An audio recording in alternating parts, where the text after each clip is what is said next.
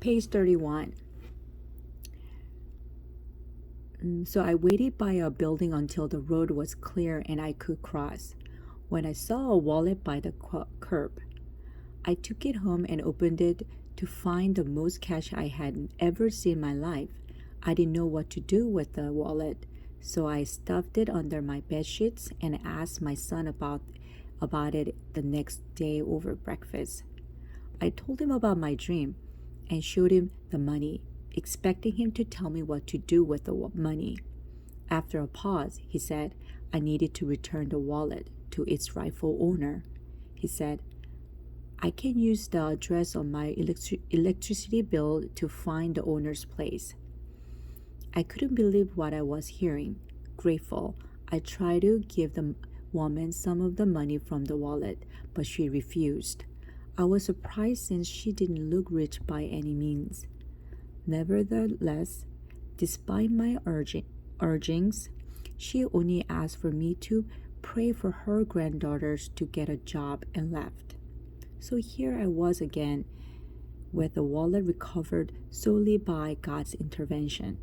I said another prayer. God, I will just take half of this money.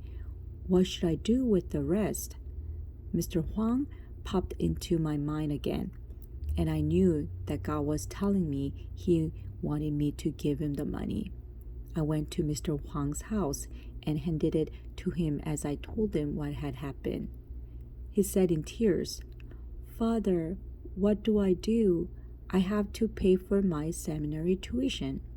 He then apologized to me, saying that every time he prayed for a financial need, I would go through a mishap and bring him money afterwards.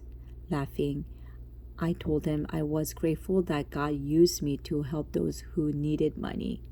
We praised God together, giving Him the glory for the experience being used to bless us both.